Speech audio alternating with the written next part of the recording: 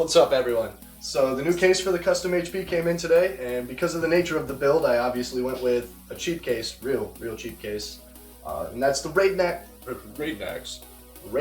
Neon.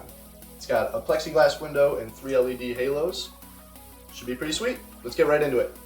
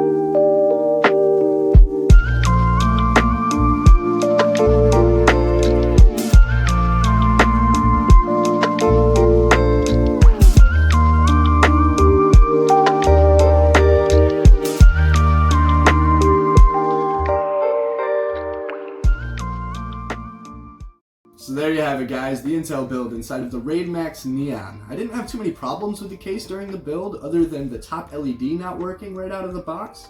That was really just one loose wire out of the Molex connector. And other than that, I had to remove some of the material above where the top layer of graphics card inputs are, just because the HDMI cord was being forced downward, and you don't want any kind of downward pressure on your graphics card because of the case. So you can check that out right here.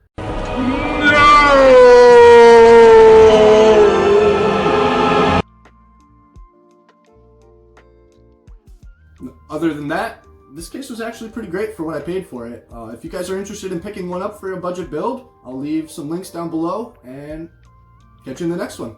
Later, guys.